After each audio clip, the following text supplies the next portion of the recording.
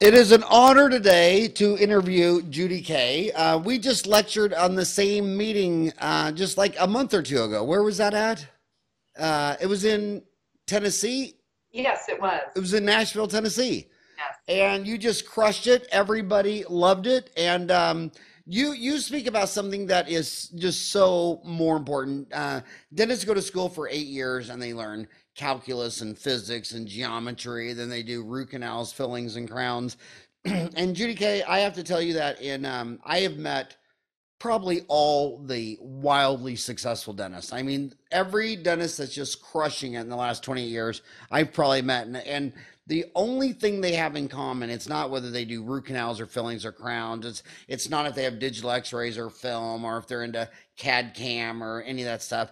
It's when they walk into the room with the patient, it's just charisma. They walk in there and it's a big smile and it's how are you? And you just see the energy and they're surrounded by staff that have been with them 10, 20, 30 years. It's just this big happy family and the office is doing a million gazillion a year.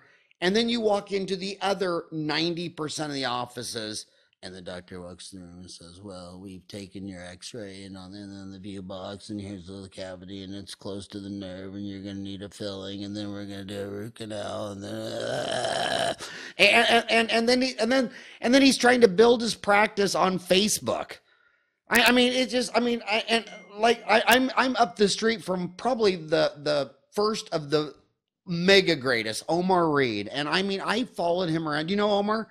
I do. I followed him around like a student when I was 24 years old. It was 1987. And my God, I used to wonder, being all anal, wondering, is he ever going to do the dentistry? I mean, he'd walk in there and he'd grab these ladies' hands and how are you doing? And he'd ask about their wife and their kids and their mom and their dad. And finally, and I'm sitting there like 15 minutes later, like, you only got an hour scheduled. You got to do a crown. You know, you're wasting your time. And he wasn't wasting his time. He was building the biggest dental practice in the world, and it had nothing to do with dentistry. So I want to give you your first challenge, and that is this. Dentists sell the invisible. When you go check into a hotel room, the maid puts the slip of paper around the toilet seat because I didn't see her clean it. She doesn't see me. Neither of us will ever see each other. And she's selling that, hey, this is clean. She puts a little cupboard, the little cardboard thing over the glass so you know it's not a dirty glass. When you order room service, they leave an inch of paper on the straw to let you know it's a new straw. And when you go to a doctor and they say you need a root canal, well, how it's like when I take my car in and they say I need to fix something in the engine. I mean, I grew up with five sisters playing Barbie dolls till I was 12. I never changed the oil in a car. I've never seen a spark plug. I don't know what my lifters are. But you look at this person and you think, well, I met the dealer and he's in a uniform and he has a name tag and I've been dealing with the same guy for like 10 years. And I've always thought that the dentists that have the staff turnover, where every time you go in there, there's someone new, it's a different receptionist, or it's a different assistant, or, well, what happened to the hygienist who cleaned my teeth last time? Oh, she's no longer here. Here's the new girl. And what you focus on is the most important part. And that's the part that the dentists don't even think is even relevant. And that's, how do you make a happy staff? How do you make these people all get along and play nice? In this, and my core values for my dental office, just real quick, was I just have 12. Create a fun, positive, professional environment. Be passionate, enthusiastic, determined to make a difference. Be humble. Embrace and drive innovation. Follow the golden rule. Treat other people like you want to be treated. Mistakes will be made. Be accepting and get over it and move forward. Never stop learning. Be honest and respectful. Integrity is everything. Balance life and work and be fully present in both. Strive to make everyone feel safe, valued, and important. Be remarkably helpful. Create opportunities that make our patients feel special. So what I want you to do is I want you to focus on this male dentist. Maybe it's I think the males are worse at it than the women dentists, who, you know, the whole thing is the root canal and the bonding agent. And he's got staff turnover, which I think breaks trust with the patients. And, you know, they come in here and you're telling me I need 5 crowns, but everybody, it's like a revolving door around this place. How do you get the dentist to focus on the staff, and how do you do that? How do you make a happy, fun environment?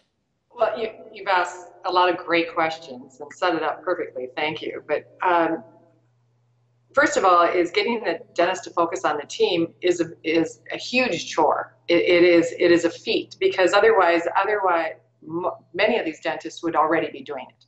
They don't connect the dots of if I have a happy team, I'm going to be successful. So it's really about showing them the return on investment on making that difference, creating a happy team. It's showing the connection of here's why your patients have this belief. It's because, and you have to almost start out from the results and work backwards and show them where the problem is happening, and connect it to, okay, because your team member didn't buy into it, because your team member was confused. You have something in your practice that makes all the difference in the world. You have a code of conduct. You have standards. You actually have standards for soft skills, or what I call essential skills. Most offices don't. There is a presumed or an assumed that this is just how everyone should act, but it's never discussed. It's never put in any writing anywhere or reviewed. So that's a huge thing. That's a starting, because it gets rid of the confusion and the chaos of what they're supposed to do. So just even having that in as a part of your practice, having the culture established by having a team meeting and creating what you want as a team together in your environment. I find that if you hand down the code of conduct to your team, you follow up, they don't own it yet. If you have a team meeting and you include or a workshop and you include the team in defining what it is they want in their office culture, what they need as an individual personality, that creates a great code. Now, do you have a code of conduct written for a dentist? I don't. I help them write them based on the personalities that they have in their practice. Because from your office, Dr. Farran, to another office, it's going to be very different team players. What their needs are going to be very different. So it's really about customizing what's important for this team to play well together. And you mentioned a very key factor. You said, there's this revolving door of team members coming and going. Part of the problem is they've never found out what was important for that individual team member to succeed, nor were they aware of what it took to even be able to help support them to succeed. So instantly they didn't fit in a very short time. And it's like, okay, this doesn't work here. And we're not going to invest the time or energy or passion in building this team member to be a great, to belong to this team and understand how to be a great team member on this team. So do you agree with the assumption that when your average staff only stays with you for 2 or 3 years, that it's hard to build a big practice when your staff is a revolving door? Do you agree with that assumption? Absolutely. And yeah, and it, I mean, threads on Dental Town and HR. I mean, what like some of the low hanging fruit that just kind of describes a dentist. Like they'll say things like, "Well, this assistant applied for the job, and she was just fantastic, but she had an earring in her nose, and she had a tattoo I could see on her arm." What or what, first of all, I always see that as just decor. Like you have earrings on. Why do dentists get all crazy about a tattoo or an earring when isn't it just like karma? I mean, if you meet someone and they make you smile ear to ear, do you really break it down to an object? Like, well, you have some ink on your arm or a piece of silver in your nose. I mean, talk about that for a minute. Is it unprofessional to have a visible tattoo in a dental office? I I think that's a personal thing. I personally don't think so. I think that it depends on. I really, there are. I am not the what to wear lady here or how to dress, but when it comes to style and that. But what I can say, because I have my own, and you've seen it, different style, sense of style.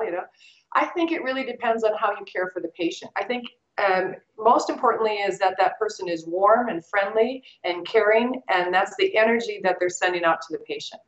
I think dentists and administrators get lost in the hiring process of thinking they're going to have this perfect little almost Stepford wife type of employee that steps in and they're going to look this way and they're going to act this way, and the scripting is going to be a certain way, and I don't buy into a lot of that. I think that comes off as very phony and very fake, and not as an actual connection to that patient. So I believe it's very much about the energy that we radiate out. I think that it is really, if the patient feels we care about them, that's the most important thing. You know, it's so whether they have a tattoo, I've seen, and I'll use this example. My father is no longer with us, but was at the end, like 85, 86-year-old retired North Dakota Catholic farmer, very tiny world as far as what was right and what was wrong, and ended up going into a nursing home in the final year, and ended up working with a lot of very different personalities than what he was used to. And what I found for him is initially I thought, ooh, he's going to be a little uptight because everybody looked like him in his little farming community. You know, his name was Clem, you know, and all of a sudden he's here with all these people. And he was great. And what I saw, the common denominator was the fact that they cared about him. That's all that mattered. They were kind and caring to him. And once he realized that they cared about him, he trusted them. And it had nothing to do with looks or anything else. They could have had 100 tattoos. In fact, I think some of them did. You know, it didn't matter. So I agree. Yeah. And so, is there any, what is the low hanging fruit? Go into how dentistry is high stress. A lot of dentists say that, you know, about every 3 years we do an article on substance abuse, because most all the states, in order to renew your license, you have to have 3 hours of continuing education on substance abuse. But I look at the data, it says 18% of Americans will have a substance abuse issue, and it's 18% of dentists. Anesthesiologists is 38%. I'm proud to be Irish, because Ireland, it's actually 35%. And only one country beats Ireland, and that's Russia at 40%. So that's why I don't like Russians, because they beat us Irish in drinking. And I think if the Irish just, you know, tried to drink a little more, we could beat those Russians. But a lot of dentists, you know, it's stressful because when you work in a restaurant, they're coming in and they're all excited because they're going to eat a bunch of food and butter and grease and chips and whatever. When I remember taking my 4 boys to Disneyland, and I mean, the kids were literally, they couldn't even hold still. They were like skipping in place. They were so excited. And then people come to the dental office, Judy, and they're, you know, God, I couldn't sleep last night. And oh my God, how much is this going to cost? And I don't have insurance. So it's a little, you know, serves more maybe what you call the darker side of life's experiences. You know, it's, I mean, I don't think, you know, when you go on a cruise ship, you can get a mani and a pedi, but not a root canal for entertainment. So how do you help this dentist create a happy environment in a stressful environment? Because at the end of the day, Judy, it's a stressful environment. No one likes the shot, the kids crying. We say it's going to sting a little, you know, if it's in the roof of your mouth, it's going to sting a lot. How do you create a happy environment in a stressful environment? Or does that even make sense? Does that question even make sense? How do you create a happy environment in a stressful environment? Well, it's about getting rid of the ongoing obstacles. And that's one of the things that I Getting rid do. of the what? The ongoing obstacles. Okay. Now, if something happens once, we survive it, right? But if it's an ongoing, it's kind of like you hit your finger with a hammer once, okay, it hurts a little bit, but you're okay. But you keep hitting it, it ends up being a lot of problem. You know, really painful, and you end up with a bigger problem. Where it's the same with the dental team. What I find when I go in and I work with teams, I'll observe for a day or two and just watch the flow and see where their ongoing obstacles are. And there's certain things that they do that create obstacles for their patients as well. So it might be a very difficult check-in procedure. It might be a very difficult financial arrangement protocol. It might be whatever it is that creates something that gets in the way from a patient wanting what they have, what they want, what they desire, or gets in the way of a team member wanting what they desire, creates an obstacle. So it's really about how do we remove these obstacles? How do we get rid of the things that we can see? You know, as an outside observer, you can see when you walk in, and I'm sure you've seen this time and time again, you're like, well, why would you continue to do this same thing? It's like you're running into a wall. Why wouldn't you change it and get rid of that stress? And people do it so often, they don't even realize that there's an opportunity, that they have an option to change it. So it's about getting rid of the obstacles that we know already exist. And then when the other obstacles have, if we take care of 85 to 90% of the things that we can count on that happen, then the 10% we can survive. You know, we have a couple of patients that get more upset, have a little problem here or there. We can work through that. If every patient is upset though, or everything is high stress, then we get burned out. Then it's that we can't control it. So it's really about getting rid of the majority of the obstacles that we know are going to happen.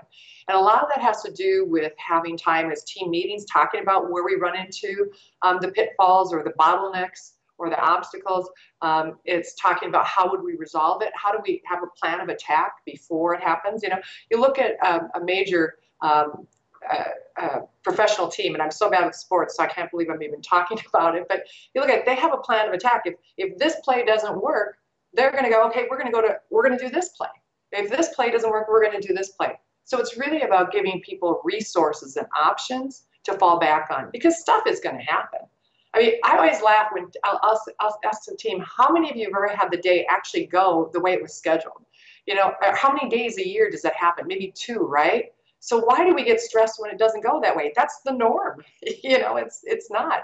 So it's really about giving them, you know, helping them get rid of the obstacles that we can get rid of up front, and then having a resource or a plan of action of what will we do? What do we do if Mrs. Jones comes in and she's crying? What do we do if this is what are some things we can do? So it's already ingrained in us to know, okay, here's the next step.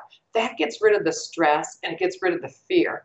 And I'll tell you what, stress, when it comes to the physical side, stress comes from when we get to the flight or fight mode. You know, that first 30 seconds, we're like, oh my gosh, what do we do? And that whole prefrontal cortex shuts down and we can't process. So we get more stressed and we start spinning out of control.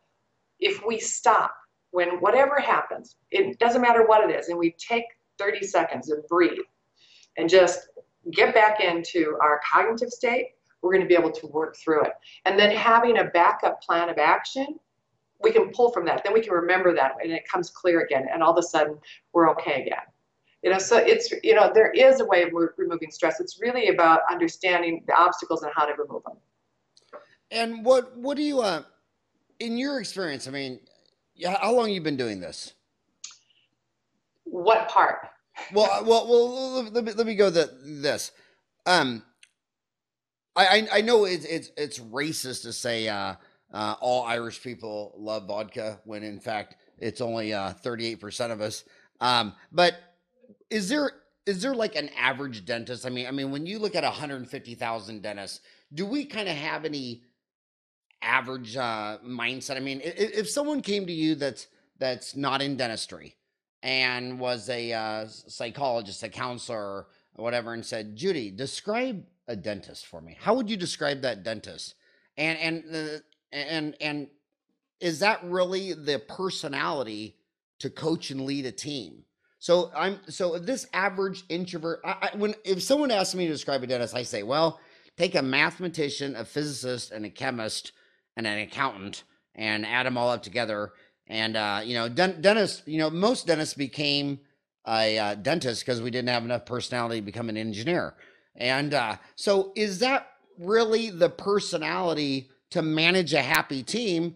And because of that, should we have an office manager? Should we just say, Judy Kay, look, all assistants and hygienists and receptionists are batshit crazy. So I'm going to hire an office manager, and her name's batshit, and she's in charge of the crazy ones. I mean, would you recommend the office manager approach, or what would you tell that introvert geek mathematician dentist who's trying to lead 5 happy people in a stressful environment?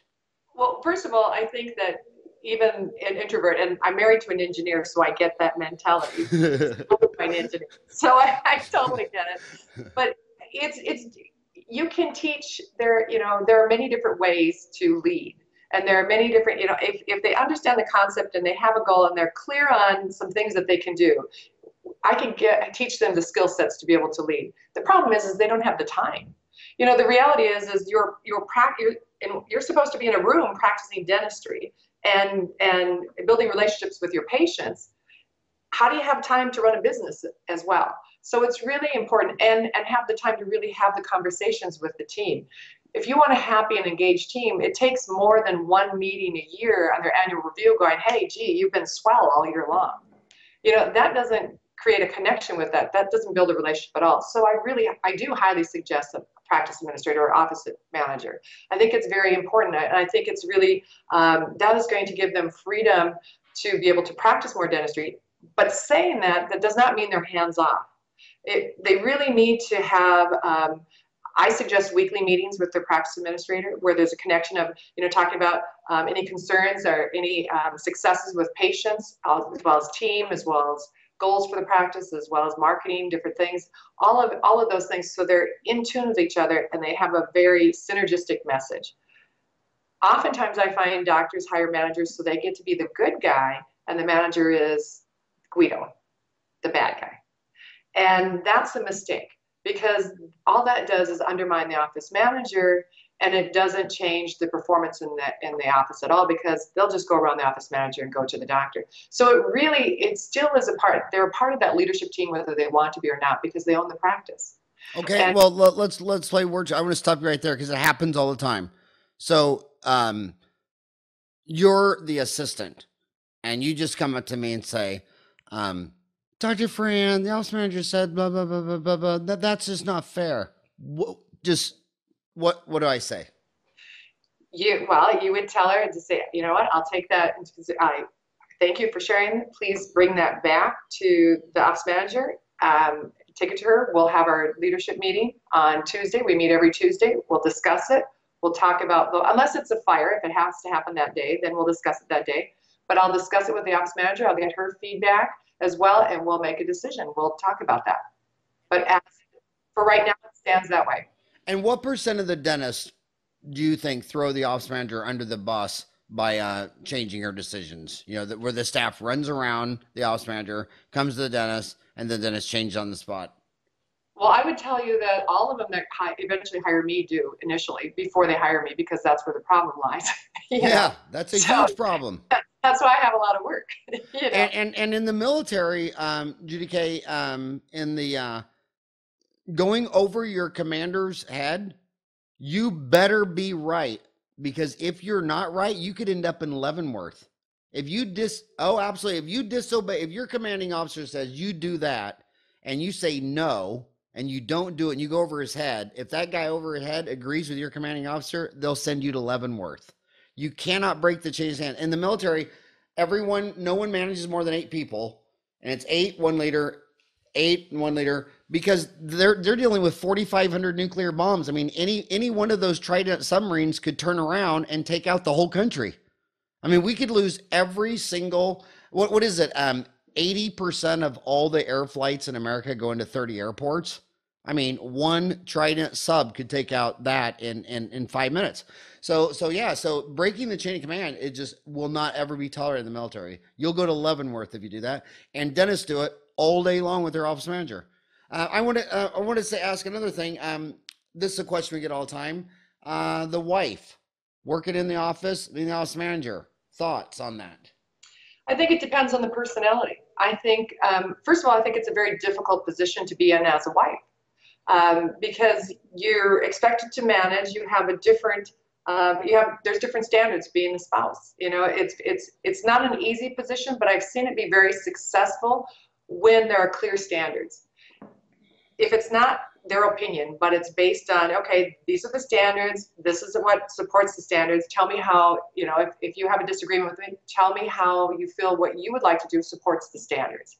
So if they keep it away from the personal and they have the standards already defined, it's a much easier position for them. If, however, they say, well, I think you should do this, and then on another day, I think you should do this, and there's really not a decision strategy as well as clear standards, that's when it gets into trouble. And then if there's a division, depends on how well the doctor and their spouse get along as well. Because if there's some chafing there where the wife as the manager or the husband as the manager, I see that a lot now, tells the staff one thing and the doctor raises their eyebrows, there's a problem. What do you think would be worse for the dentist's wife? To be the office manager or to actually have to sleep with the dentist at night? Which depends on the dentist. again, it depends on the dentist. You're not going to go any general. So Judy, do you prefer Judy or Judy Kay? I'll answer to anything. You'll answer anything. And what do you do? I think every dentist has had this experience. You've got just two phenomenal great assistants. They've been with you 8 to 10 years, and I swear to God, it just seems like they just don't get along. And this one you just really love for surgery. She loves blood and guts. She'll get in there and do any extraction, implant. She just loves blood and guts. This other one totally likes the cosmetics, the finishing, the veneers, the bleaching. They're both great with patients. The patients love them both. But god dang, in the central sterilization room, they almost punch each other twice a week. What do you do with that? Because it's not an easy decision. Just say, oh, well, I got an easy decision. Just flip a coin and fire one of them, or hell, fire both. But you really want to keep these two ladies, and they've been with you for 8 to 10 years, but they just don't get along.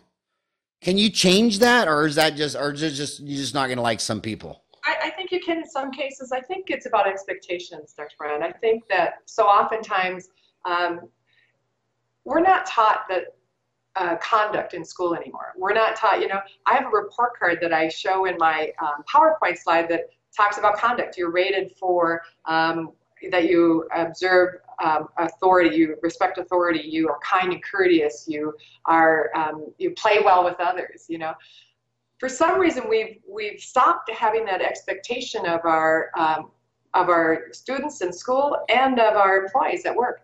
Part of the hiring process, and I think here's where we drop the ball right at the beginning, is we don't make clear expectations that part of their job is to get along well with others. It is not the doctor or the manager's job to make sure everybody plays well together. And that's gotten shifted. And all of a sudden, team members go, well, you've got to make this where I get along with her. You have to make her behave.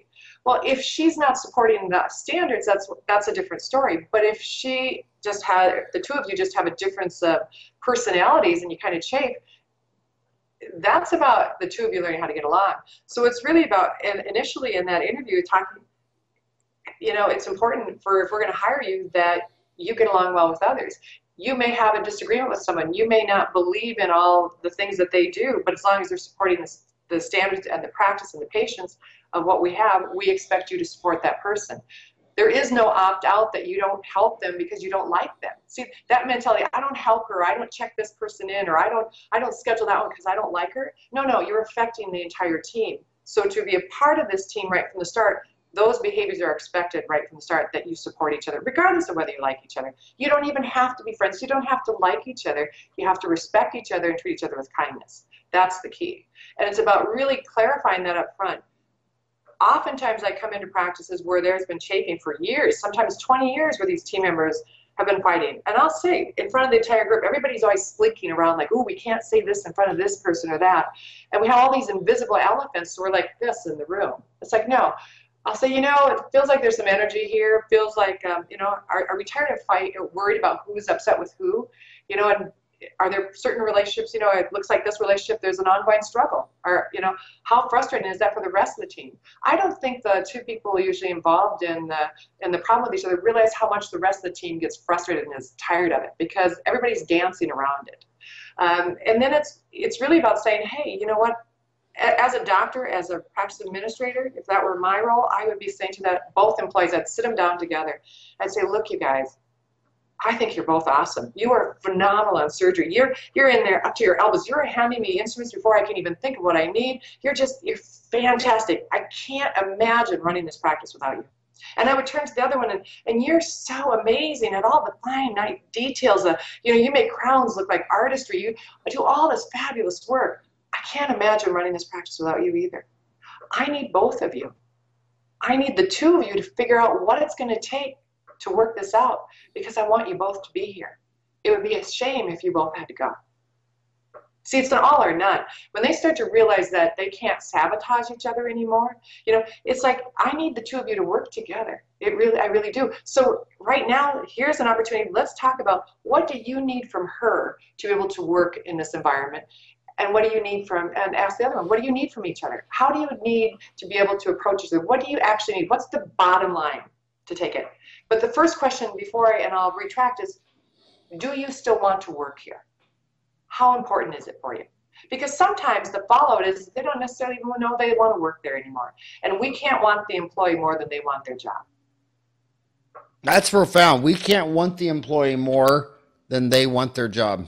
Kind of like, isn't there a song, I Can't Make You Love Me or something like that? That's right. If you don't, yeah, Yeah. yeah, So I see this all the time, and Dennis on Dental Town say this all the time.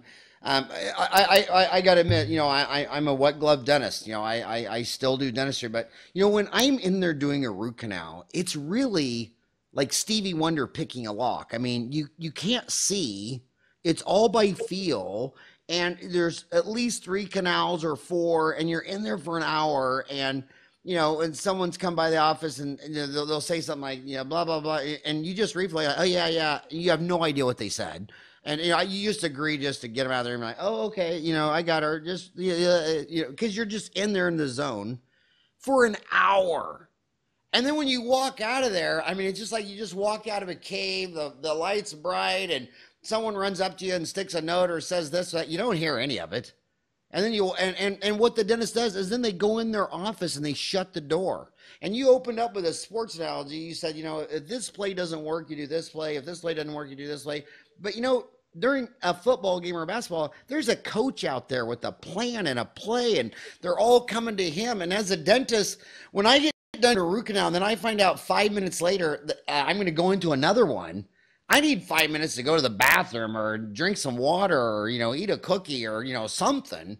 And then you go in and do another one. So I think the profound thing that you're saying now is that you don't have time to be an office manager. You don't have time to deal with all this stuff. You can't go from a root canal to an implant to 4 fillings in an hour, and you need that 5 minute break in between. You just don't have time for any of that. There's got to be a head coach walking around, and you can't undercut that person's authority. You let them coach. that's right. Is there something that out? And I think also, it's really, you're so focused as a doctor on what you're doing, and that's a good thing. We want you that way. So it's really important that even if I like to have a clinical person that's really overseeing in the back as well of where you're going, who, and keeping everybody informed. So you're not coming out of there going, okay, now where do I go? Because and they're constantly they're your person. I love to have a clinical lead. I think it's important, and that clinical lead can change from day to day, and that way no one has this hierarchy of a position. It's like how people are like, oh well, how do they get this? And it's more about saying, okay, for today you're responsible for the flow for the day. Tomorrow this person is, or they have a certain day of the week that they always do. Have that role, and it really helps the team step up. It also helps them be more accepting of the other person in that position because they know they've had to try to make it work out. And then you get a lot more help that way because your focus really needs to be on the patients, and that's why it's so important for the doctor or doctors, if it's a group practice, to meet with that practice administrator at least once a week, so it's real-time conversations, so the team doesn't bother them, so that and I don't mean, but I should say interrupt them in the middle of the day, so that they can take things, and if they bring things to you, Dr. Farran, you would just say, please take that to Mary, my office, take it to the office manager. She'll bring it to our conversation, to our what I call our we team meeting. And if they're concerned that it's not going to be portrayed in the way they want it, have them put it in a note, write it down, bring it to the table, but that's for discussion. But nothing comes back on a knee-jerk reaction response. And that's what happens a lot of times because you're just like, okay, yes, let's do this. And then somebody else asks you and they get a different answer. And then they're going, well, wait, I was told this. Well, no, he told me this. And then you get this, the chafing.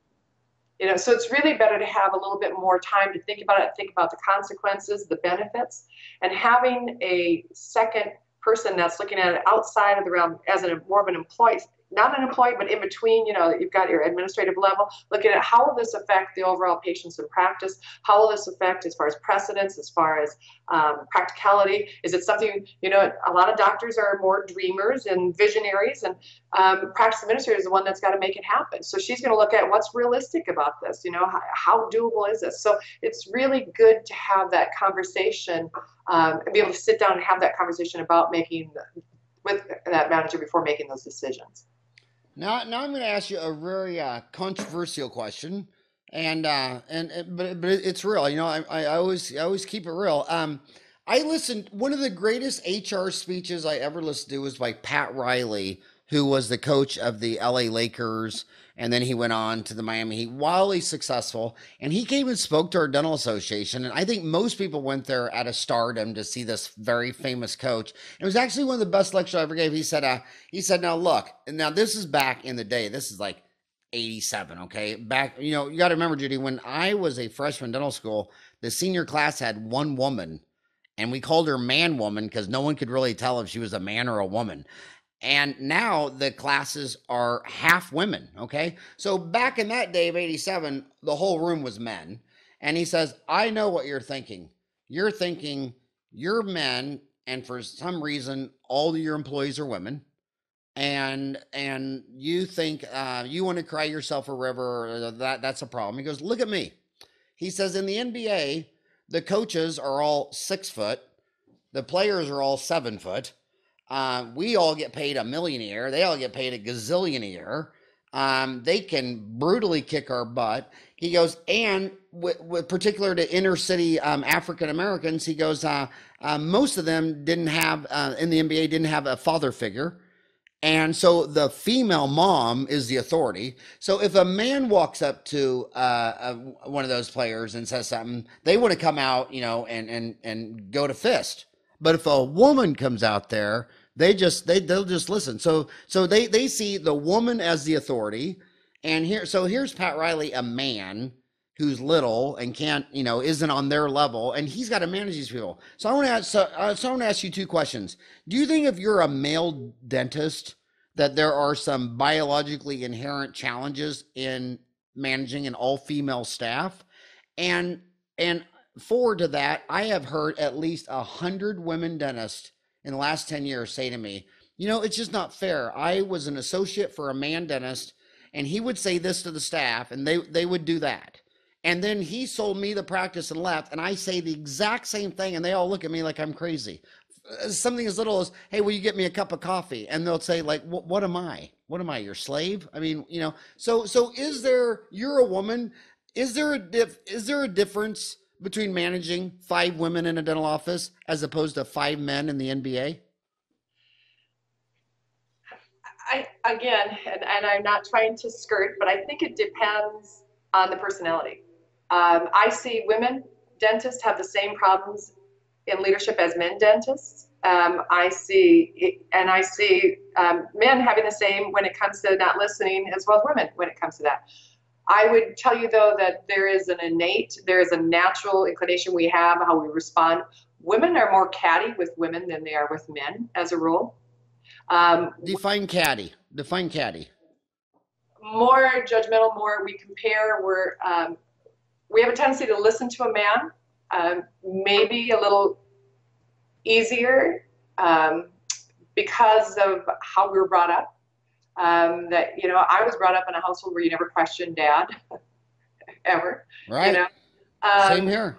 You know, and I started in dentistry in the mid 80s, you know, like 84, 85 was when I was started as a receptionist and then an administrator. So I recall those days very much, so it was all male. But I think that, in a very short time, I think initially there is a division. I think that there is a difference of whether you're male or female and how people respond to you. I honestly do. But I think in a very short time, as a leader, it depends on how you lead. If you lead by example, and that's the biggest leadership principle I can teach. If you walk the walk, it's very easy to get buy-in from your team. Whether you're male, female, or whatever, it's about trust and respect. That's the bottom line. And it doesn't matter your sex at that point. But initially, we have a tendency, if a woman asks us to get coffee, we're gonna stand back a little bit. We feel like, ooh, that's subservient. If a man asks us to give him a cup of coffee, we have a tendency, for those of us, at least my age, and that we're used to serving in some respect, the male. And I know that's going to come back to haunt me big time. Well, I mean, we all saw it as a kid. Your dad would be sitting in the chair and say, you know, honey, get me a beer. And she'd run in the kitchen and come back with an old Milwaukee. You know, Dad was Archie Bunker. I mean, seriously, he sat, love you, Dad.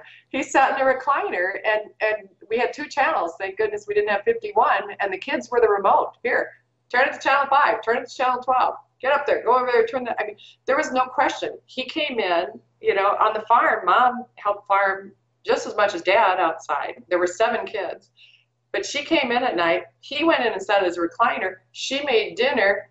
He came out and ate. He got up from the table, went back to his chair, and she cleaned the dishes and did whatever and did some canning and that was it.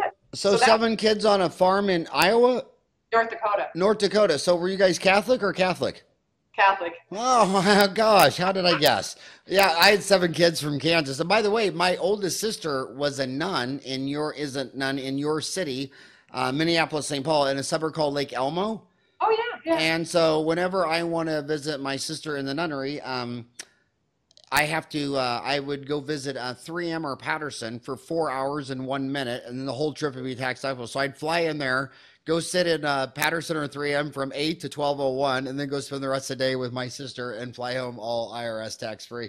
But I swear to God, Judy, you're not going to believe this, but it's like 80 degrees here in Phoenix. But one time I left Phoenix to go visit my sister, and the temperature was 100 degrees lower.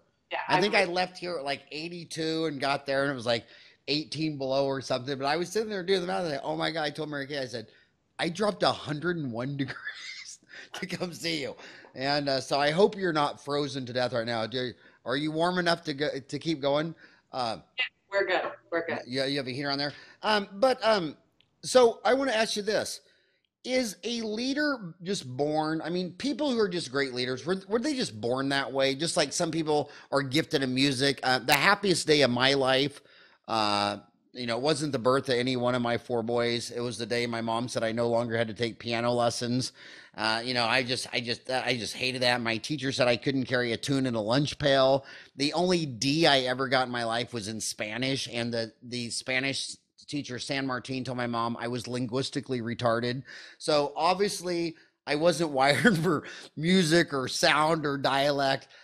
Is it the same with leadership? Remember in college, some people you would explain calculus to or physics one time and it's like, got it. And other people, you could just tell they never really got the concept. They just didn't get it. So is leadership, you're just born with it or you're born without it? And if you're born without it, can you get better at it? Or you just kind of say, maybe the wife needs to come in and be the office manager, or I should hire a manager. I'm just not a leader. It depends on your desire, your level. We change when there's enough in it for us to change. If I want you to become a better leader and you have no interest in it, you're not going to become a better leader. If you want to become a better leader and you have enough desire, and I usually weigh it out like this. On a scale of 1 to 10, I'll ask the doctor, how important is it for you to become a better leader? If it's less than an 8, chances are they're not going to make the change. That's the reality. There's got to be, because there's pain in change. It's uncomfortable. Ooh, this is scary, and I don't know how it's going to turn out. So we go back to autopilot. There has to be enough desire. Every one of us can change. Every one of us can learn things differently. It's the buy-in. It's the payoff at the end. If we don't like what's happening in our life right now, or we don't like the results we're getting, and there's enough pain, or there's enough benefits to changing, we'll make the change. So it's really about, and that's part of my conversation that I have with doctors up front when I'm first speaking with them about coming and working with them, and they want to know about leadership. I'll ask them, what are your goals for leadership? What do you want? What are your expectations, and how important is it to you? Because if they really want to learn, I will spend the time in working with them, and they can become a very good leader. Will it be innate where it just is second nature right away? No. But there are certain things that you can teach, that you can learn, that here's certain things that I know if I do this all the time, I will be a good leader. You're not going to be perfect. No one's perfect. If they Judy, you can't say that while you're looking at me. No. Really? I'm not perfect? Is that what you're telling me? I'm calling. No, I'm just kidding. Judy, I want to ask you this. They say in changing behavior, especially illegal stuff, what has to be your rock bottom? You got a ticket for speeding. Did you need to go to jail? I'm drinking. What's going to make you stop? Do you lost your job? Is it a DUI? Do you have to go to jail for running over someone? What is rock bottom? And I don't mean to accuse you of rock bottom, but what is rock bottom for a dentist that calls your service? When they call you, what just made him just sit there and finally call you up? Was it, did they have to fire both assistants. That, you know, did the hygienist stab him with a Gracie scaler? What happened? What is the average reason dentists are calling you? And then specifically, what are you doing for them? I mean, what is I it that think you're doing? I think it's an awareness. I think the reason they finally call is they wake up one morning and they go, wait a minute, this wasn't what I thought it was supposed to be. I went to school, I spent all this money, this time, this energy. This is my practice, and I hate it. It's not where I wanted to be at all. It's not, it's an accumulation. It's like, I don't know if you remember this, but we used to have this game, that camel's back, straw that broke the camel's back. It was this little plastic, maybe it was just a North Dakota thing, but there's this little plastic camel that had wheels on. You kept adding straws, and then all of a sudden the legs would split apart and the thing would fall over. Well, that's the same with the doctors who are calling me. It's things keep, you know, they keep piling and they keep stacking until finally one day, and it could be a little thing. So it's not a specific thing. It's an accumulation of things where all of a sudden they wake up and they go, you know what? This is my practice and I'm sick of this. I want to be happy again. I don't want to come to work dreading this. You know, I don't want to deal with this anymore. So that's a hard conversation. I feel so bad for them because there's a lot of time and energy and passion they put into this to have it turn out to be something that it's like, oh my gosh, this is horrible. This is an ugly stepchild that I never wanted, you know? So for me, it's really about then taking it and saying, okay, so what is it that you do want? What makes you happy? So it's more, it's on actual coaching. It's not consulting in essence. It's very different. I don't come in and say, here's what you got to do, Dr. Farran. You got to do this, this, this, and this, and this. It's like, I'm going to ask you, what would make you happy when you came in? What would be important? What would you like to see? What would you never like to see again? You know, what do you want to do? What does your day look like? What would that kind of thing? So those are the questions I ask. And then we start saying, okay, if you tell me what you want, then we'll look at different ways on how you can get there. And sometimes So do you go into the office, or do you work with most dentists by phone? I usually go in initially because what someone thinks is going on in their practice versus an observation can be two different things. So I usually suggest if there's a lot of problems, a lot of chaos, quarterly for a year. If it's just a couple, you know, if it's just a smaller amount of area, it might be just a one-time observation workshop with some follow-up advisory coaching calls or Skypes. It really depends on the level. And it also depends on the amount of effort they're willing to put in it themselves and how quickly they move it forward too. And how do they contact you? What is your website, or what do you give out? Your website, email? I give out my website and my email. So What are those? practicesolutionsinc.net is and that's plural. Practicesolutionsinc.net. Yes. .net or .com? .net. Okay. Net. Practicesolutionsinc.net. Yes. And what's your email? Judy Kay, JudyKay at practicesolutionsinc.net. And and you nailed it on the head. Why they should call you? I mean, I think it's just sad when a dentist just hates going to work. I remember. I mean, this has happened to me a lot of times. I took 500 hours of continuing education a year, my whole career on everything in dentistry, and so many times the dentist, I would sit next to him. He's telling me all the course. I say, man, you take a lot of CE, and you know what the dentist would say? He goes, it's the only thing I do. I hate my practice. I love getting in an airplane and flying out of my city because I hate my family and I hate my practice. And I just try to take CE every weekend. And I always think, wow, that's just sad. I thought you just wanted to be a better dentist, but and so if you hate going to your office, that's a dark place.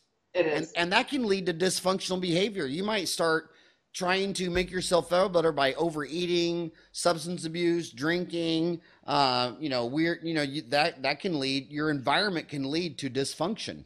Well, and it also leads to very dysfunctional leadership because if you're feeling that this is not what you wanted, you have a tendency to take it out on the people that you work with the most because our filters come off around the people that we spend the most time with as a rule. And so say that again. Our filters come off. What? Our filters come off. So if, you know, it's like family. You'll say more to your family than you would to a stranger. You'll be more direct. Team members, I hear this all the time. Oh, we can say that to each other because we're like one big family. You know, we tell each other. until they overstep, and then someone gets hurt feelings, and then all of a sudden, then they're no longer a family anymore. So for me, it's part of putting the filters back on. Just because we work with someone day in and day out doesn't mean that we don't still have to respect them and treat them with kindness. And that's, when you look at a dentist who's very unhappy coming to work, a lot of times there is a passive aggressive behavior that happens with the team because they're taking their anger out on the team and they don't even realize it. So you're saying, what I'm hearing is you say, I look back at my 20 years, I should only hire orphans. People have single orphans with no children. That would be awesome. I'm going to start running all my ads. Wanted a single orphan with no children to be my dental assistant. God, that would get rid of half the problems on earth. But yeah, it is really a dark place. It is really a dark place when you go to your office and you don't want to be there and you hate it. So Judy, when you're talking to a dentist and they don't like their office anymore, do you think it's more the problem is financial overhead, insurance, or do you think it's more interpersonal team? It's definitely internal. It's the personal, it's the team, it's the here's my philosophy in life and what I see happen time and time again, and it's reality as well. It doesn't matter what's happening. It matters how we feel about what's happening. Insurance isn't good or bad. It depends on how we label it. It depends on how we learn to use it. Are there some negativities? Yes, but there's also some positives. There's a way out. So it's really about, you can have the exact same circumstances happen to the same two people sitting in the exact same spot, and they're going to have a totally different outlook. Things aren't good or bad. It's how we perceive them in our mind. It's how we think about them. So it's really about helping, a lot of it is shifting the mindset on what we consider as positive or negative. And I know that sounds out there a little bit, but so what I just heard you say is that one of my 4 boys could be good. Yes. There's a chance if I reframed it in my mind, one of my 4 boys could be good. I'll never forget when I got a divorce. I had 4 boys and one of them just wasn't quite right in the head. And I told my ex at the time, I said, if you had an affair and that's really not my kid, at this point, I don't care. Just tell me. And she said, unfortunately, that's the only child that's yours. And, but no, so Judy, you have to be passionate as heck, to write a book. I mean, a book is like having a child. I mean, that's a year of your life. You've written 2 books. And what I want to know is, do you, rise and shine, get out of your way and on your way to success, and ta-da, get happy in 5 seconds. Why did you write those 2 books? And do you think dentists should read them? Do you think the office should read them? I mean, do you think it'd be a good team exercise? Or talk about your 2 books and what made you write them? Yeah. Yes, Paul. Number one, I wrote the first book, Rise and Shine, Get Out of Your Way and On Your Way to Success, because from coaching, people are always blaming, well, this didn't happen. If they didn't do that, if I could have only done this, then my life would be different. And people were projecting, and their actual failure or success was based on them. So it was about writing a book initially to help people get out of their way, because so many people are in their way and they don't see it, and they're blaming the rest of the world. It's everybody else's fault. So that was the initial, the reason for the initial book. And the second book, it was just more ongoing working, the different things that have happened, working with different teams and doctors and that, and teaching them different ways on how to create a happier environment. And one of the things that I teach, it's called TADA for a reason, because I teach teams on how your physiology changes your psychology. So even in the most stressed moments, you can change how you mentally feel very quickly by changing your physiology. You could dance, you could sing, you could laugh, you could do ta-da. Ta-da, actually, you throw your arms up in the air and shout ta-da. You do this as a little kid, but it can't be just ta-da, it has to be ta-da. It's got to be exciting, it's got to be fun. Your body recognizes that as a positive body pattern. And so it follows that. Ta-da is a celebration pose. Runners run across the finish line and throw their arms up in the air as success. Hey, I did this. It's awesome, our body recognizes it. So it changes if you're stressed, instead of stress hormones, it doesn't send any more stress hormones, it sends endorphins. So we instantly feel better. So that was, tada, was the title of that, because I would teach that at the end and I'd ask the audience, after spending 3 hours with me, what was your favorite thing of the presentation? And they'd say, tada. I said, okay, I could have came in here and 5 seconds later I'd been done. You know what? I still look back at my rat cage, my dental office. I always thought it was funny how a dentist will spend one third of their life asleep, one third in their office, one third in the home outside of the bedroom. You know, and the office would be 1,000 square foot dungy place with paneling, and then their home would be a 3,000 square foot happy place. And I always thought that was crazy. Why do you spend one third of your life? And when dentists are designing a dental office, you know, your husband's an engineer. They're like, well, does it have to waist 10 feet wide? Couldn't it be 9.5 or 8 feet? And you're like, dude, you want to spend one third of your life in an 8 foot wide room? I mean, what is wrong with you? Why? And then you'll go into a dentist who just loves it, and he made a 14 foot wide operatory, and you're in there seeing it after going out to bar or whatever, and the other three dentists say, why is it so wide? Isn't this a waste of space? You're like, dude, he's going to spend a third of his life in here. And going back to my rat cage, I put a pull-up bar because I would come out of a root canal, you know, your head's bent over, it's a 10-pound bowling ball leaning over, jack in your neck, and I just come in all tense, and I'd grab that bar and just do like 5 pull-ups or 6 or 7, and I'd feel like $1,000,000 after that. That was better than yeah. So I want to ask you a favor. You know, on these new smartphones, which by the way, when I got out of school, they didn't exist, and now we came out with the Dentaltown app, and the Dentaltown app we came out with it the first month. 25,000 dentists downloaded it. It's really the only thing in dentistry like that. And Judy, on the app, we just added the podcast section, and so now you have these podcasts. And the last one we did just got listened to by 10,000 dentists downloaded it, because it's on iTunes and all that stuff. But we're adding a book section, and they're asking me, can you for an audiobook, because I was 21 years old. I was born in 62. So I was 21 when I saw my first ATM machine. And I can still remember everybody laughing at it, like, that's never going to take off, because the computer was so small. Every time you'd enter the next step, the computer would take like 2 minutes. And I mean, you'd stand out there for half an hour and everybody would just laugh like, that's never going to go anywhere. But no one foresaw the computers getting bigger. I never saw when I was 21 that someday we'd have a phone in our hand that had emails and apps and all that stuff. But my team wants me to try to find someone to do our debut audiobook. I think the podcasts are taking off with dentists because they all say the same thing. They say, Howard, when I come home or like Saturday, for me to do laundry and clean the dishes and do everything I got to do is going to take me about 3 hours every Saturday morning. And I just put in my smartphone, my headphones, and I listen to 3.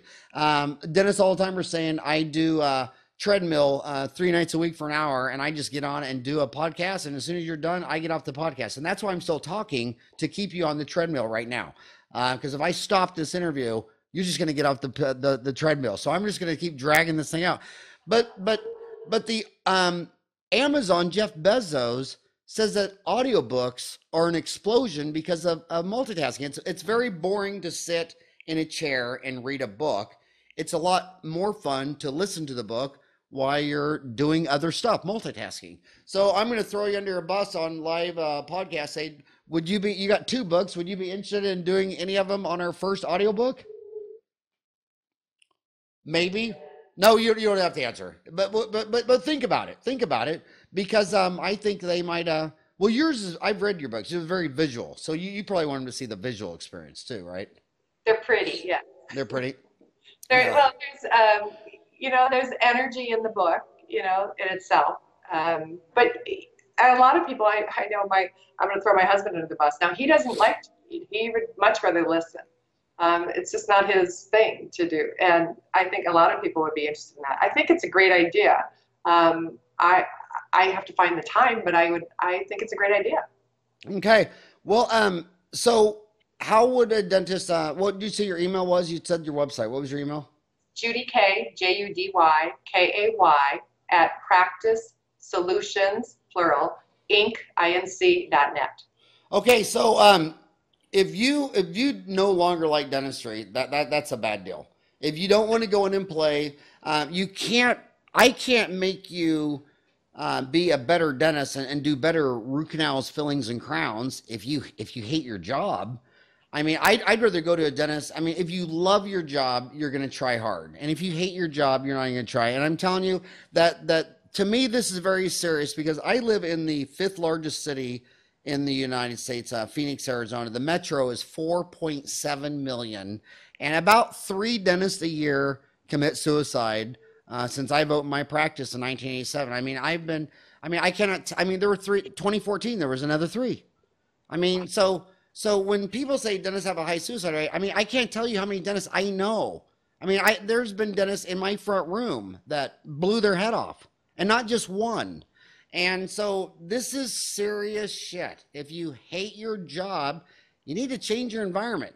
And Judy Kay, you are crushing it. Everything I hear about you is amazing. I loved seeing you in Nashville, Tennessee. And thank you so much for showing an hour with me. And I hope a dentist I hope they don't have to hit 2 rock bottom before they finally call you up and say, I want to be happy. Because I know you could coach them to make them more happy about dentistry. Thanks a lot, Dr. Farran. And you said a magical thing. You said when we're happier, we try harder. And I think that that's not just for the dentist, that's for the entire team.